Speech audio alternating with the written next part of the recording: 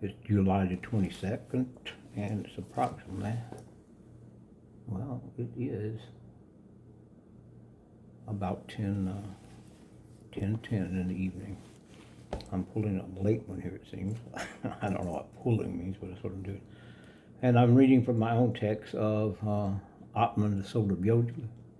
The text is finished. It has not been published out into the world. I did a private publication of it in which I'm holding in my hand, and I shall now start reading from it. My goal tonight is to go chapter by chapter of this book. It's about 252 pages.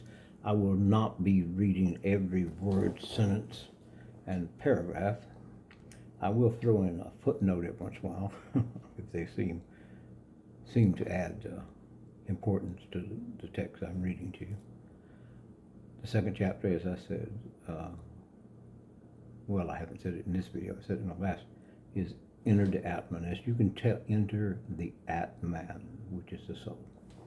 As you can tell, I'm sure by now, this is this is not what I've been practicing and making my way through life doing, and that is to sitting in front of a camera and uploading or downloading, or I just say unloading it out into the world. I don't know how else to say it. I don't know the proper terminology there, but I assure you, when it comes to this segment of my life, I won't say that I have a scholarly understanding of it. I'll just say it that way. So here we go. Enter the Atman. I've already not skipped over, but went past. We're on chapter 2. So I've skipped over some of the information in chapter 2 already at the very beginning. And so now we're going to get into what they say in the Old South is the meat and potatoes of it.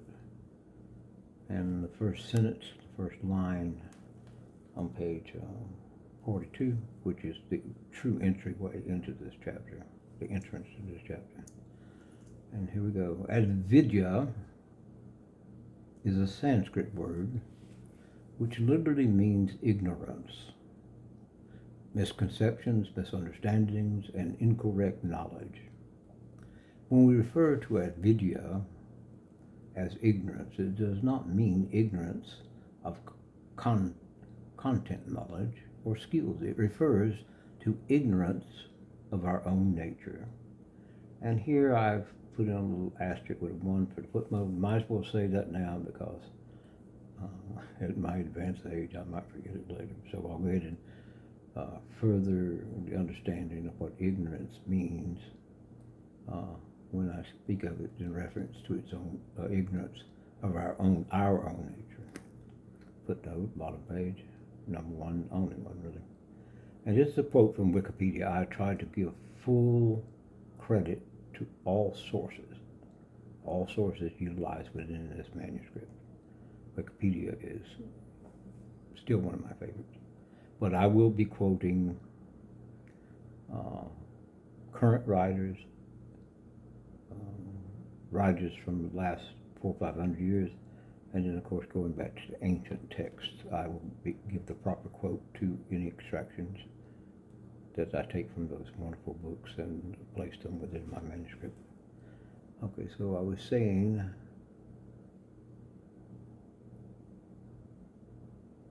as ignorance, it does not mean ignorance of content knowledge or skills. It refers to ignorance of our own nature. This is what we're studying through this book, is our own nature and how to refine it, get in touch with it, stay in touch with it, and help it evolve to the level it needs to be before we leave this earth.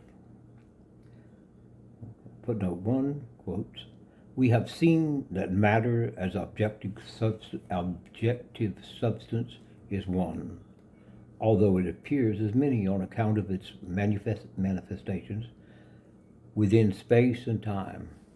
Similarly, says Vedanta, there is one eternal spirit or subject of the universe, of which the individual spirits or egos are but so many manifestations." And that comes from the definition of avidya within the Wikipedia. The the the very inceptional root word of a video is vid or vidi, and that basically means to see. Like a video is a video in modern times is a vid is part of video. Vid basically in Sanskrit is used in Sanskrit to mean to see, like audio is to hear. Okay. There was one other thing I wanted to say about what I've read so far, and we're only in the first paragraph, folks. Sorry about that. But the other thing I wanted to say is that when I say it's a Sanskrit word, sometimes it's a word that lives between the two different languages, Sanskrit and modern day Hindi.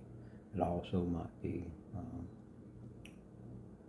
could be Urdu. It could be any of the regional languages in that part of the world. They share them a lot, especially if they're sharing the knowledge and they're sharing the beliefs from the different literature available through time. The true path, marga, to the understanding of the Atman is the soul, marga is the path, is likened to walking upon the razor's edge. And like the razor's edge, it is narrow and steep and sharp. So in the style of a razor's edge, you must be sharp and narrow in your learning, and you must be sharp and narrow along this path. Sharp in your learning and narrow in your focus. The highest existence in this world is the human soul. It is the soul, i.e. the Atman, that is at the core of all human existence. And I believe that. My studies, my research, all the contradictions that I've been able to work out through my years of doing comparisons between the different theological philosophies have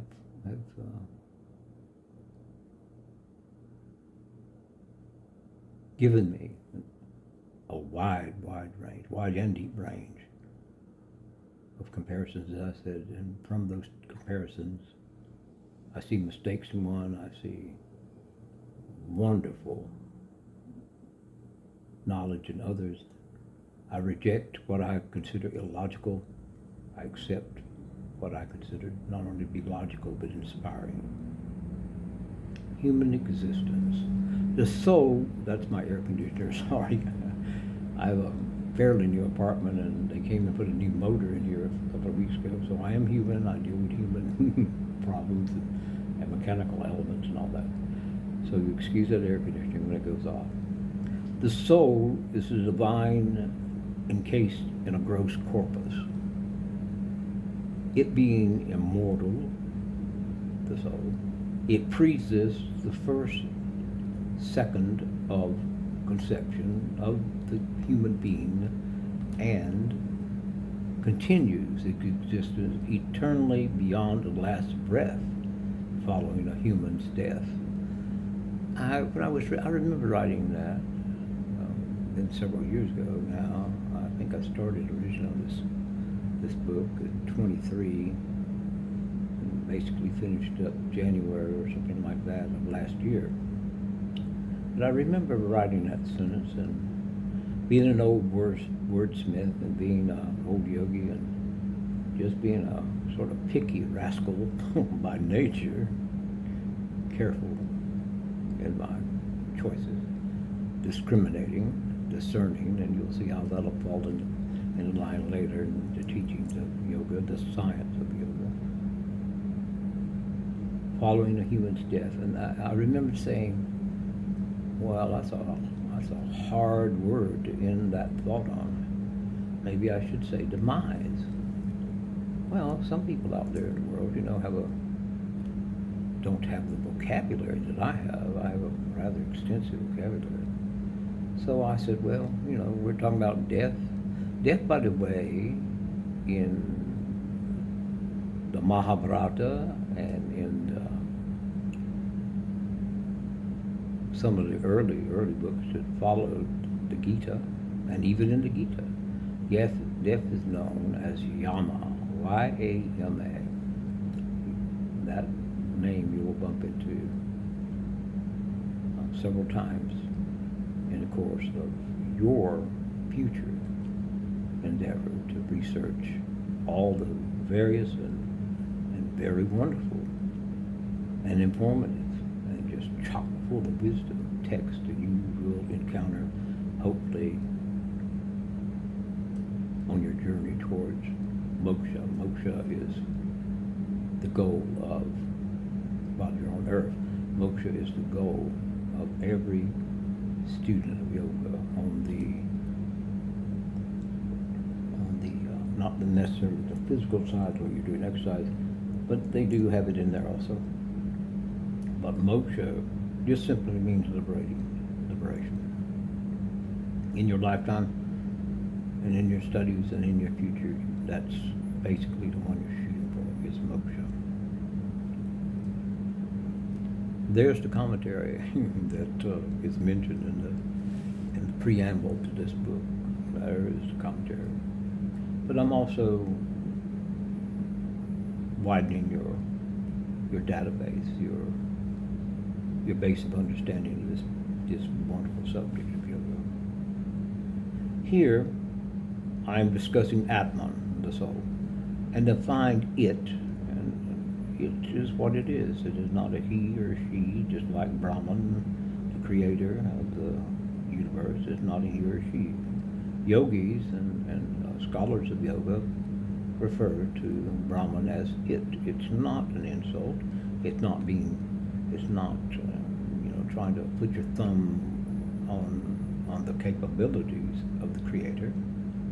It's just simply it. It was here. It projected itself out, and in doing so, the cosmos came into being. And all of the inhabitants of the cosmos, back centuries and millennium, which are our ancestors, they all came into being because of it.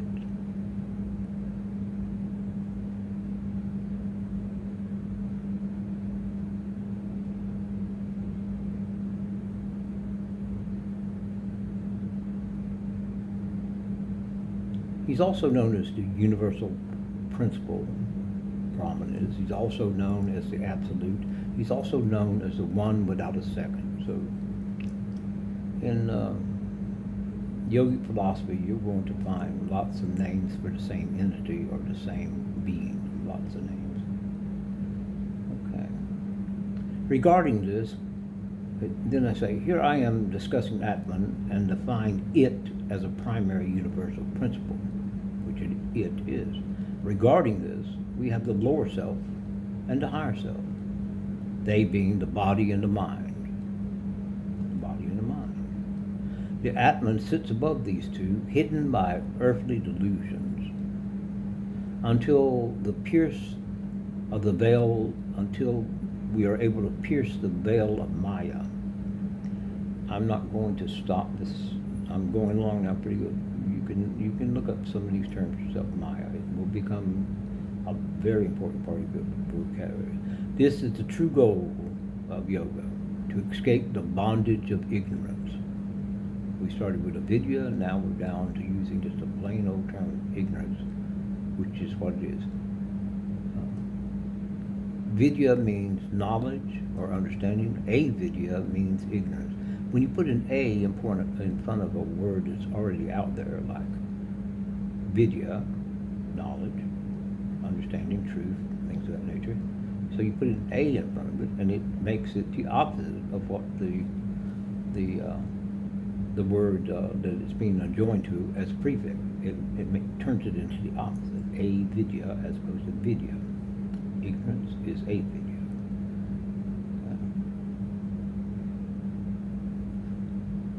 Until we pierce the veil of Maya, and that is done by the conquest. One of the ways it's done is by the conquest of vidya, ignorance. This is the true goal of yoga, to escape the bondage of ignorance by self-achieving spiritual illumination. Self-achieving. Your mentor can't achieve it for you. Your next door neighbor who gladly, in between paychecks, sometimes will loan you $200 or $300. He can't do it for you. She can't do it for you. It can't be done. You're the only one who can achieve your self-liberation, your self-knowledge, your overcoming of ignorance, your spiritual illumination, sometimes called enlightenment. Again, some of these terms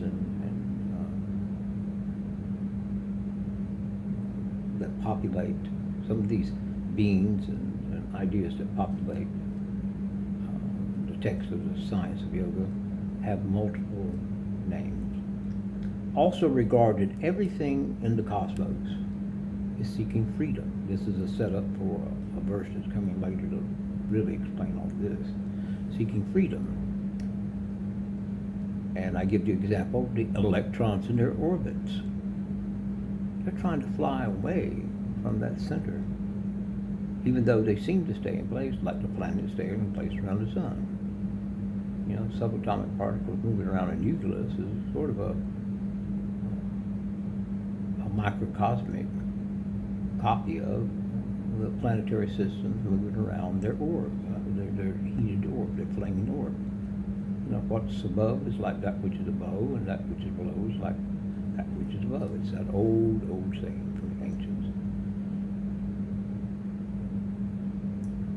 So these electrons in their orbits, as I said, like the moon from the Earth's gravity, are trying to escape. Everything basically in the universe is trying to get away from everything that's attracting them. Everything. And even the whirling galaxies, I write, all seeking the same freedom. Thus it is with the soul, in its quest to be reunited with its center, with its creator, Brahman. Therefore, the stalwart student presses onward in full recognition that in truth, the great path to perfection is not for all. And it's not. For it is genuinely like skating upon the razor's edge. I know that to some sensitive souls might come across pretty darn horrifying, or I wish he'd said that another way too.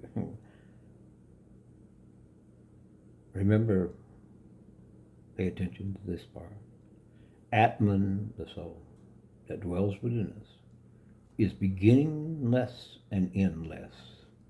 Everything which can be perceived by our senses will change and pass away, while Atman will remain forever. Here it may be asked whether spirit is one or many. The same question may be of matter. Is matter one or many?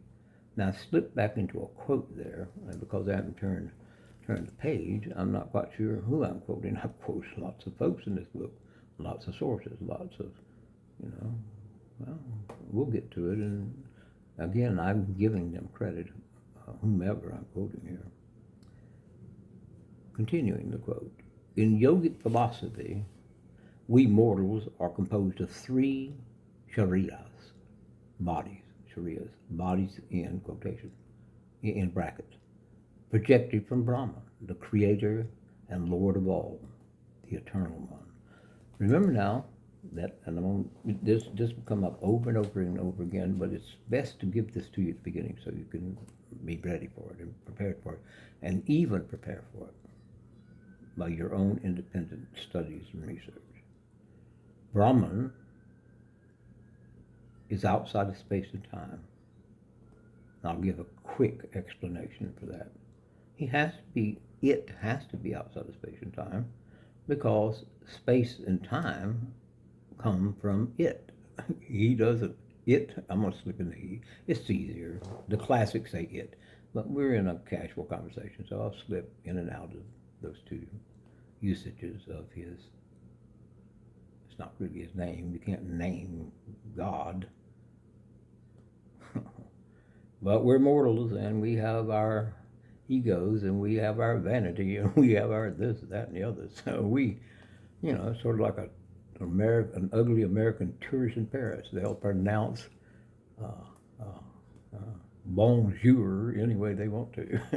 And they'll snap their fingers at the waiters in the better restaurants. They will just be themselves. But that doesn't make it right. The fact we call God by a name doesn't make it right. Even in the Hebrewic text of the Old Testament, in the book of Exodus, when Moses is up on the mountain, and you will see me move, as a yogi, you will see me move between references. I will speak of the Hebrew words. You will see me go over sometimes and speak of another religion's words. You see me bounce between the Christian quotations and the parables, but that's because I'm always trying to. I'm self-defined here, but what I'm saying is I study the different theologies of the different religions of the world, on top of studying their philosophies and their histories at the same time. So whatever that is, that's what I am.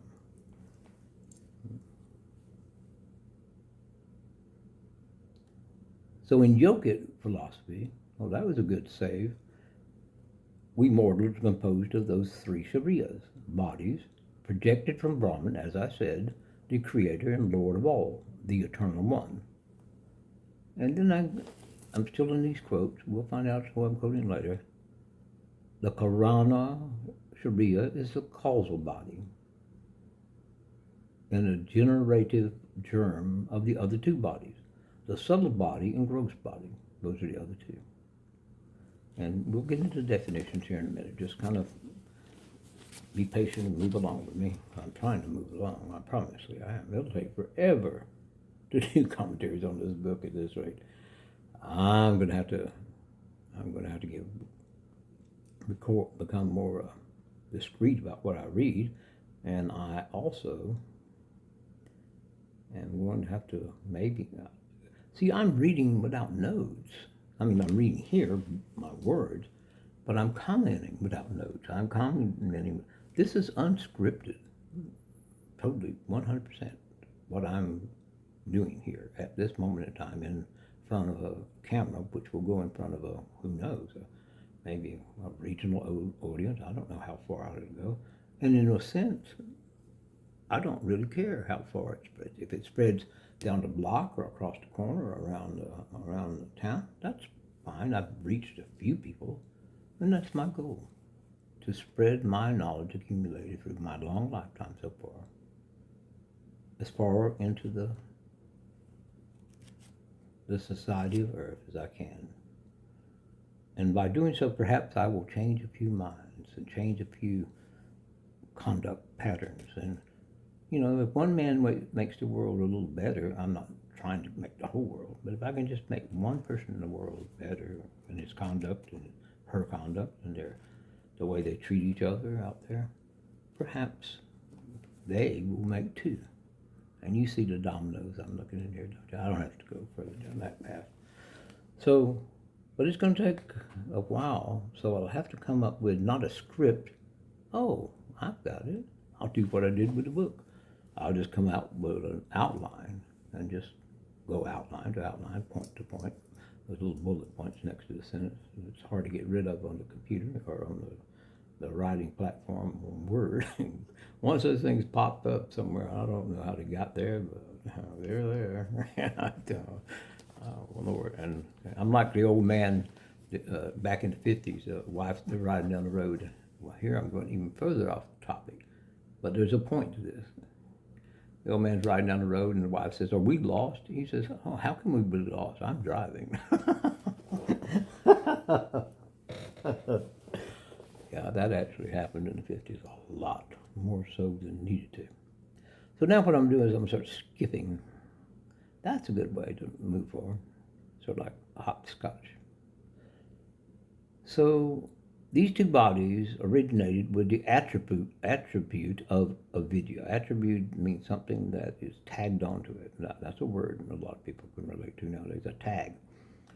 Total tagged attributes of a video, and colon, the punctuation, colon. Total ignorance, a complete oblivion concerning the true nature of the Atman, and then there's a period there, and on the next line, Swami.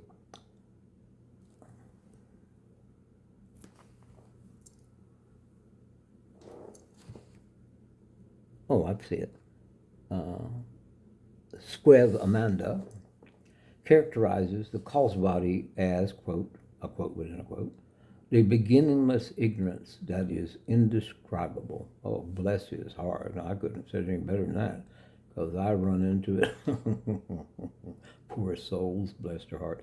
But I run into people that have that attribute almost everywhere I go. I mean, almost everywhere I go. I'm trying to adjust this by being delicate. Just a footnote, a personal footnote, folks. I suffer from Parkinson's disease. So if you see something trembling because, or my face doing sort of the frozen mass that it occasionally locks itself into, that's the offshoots of the Parkinson's. But it's not true Parkinson's.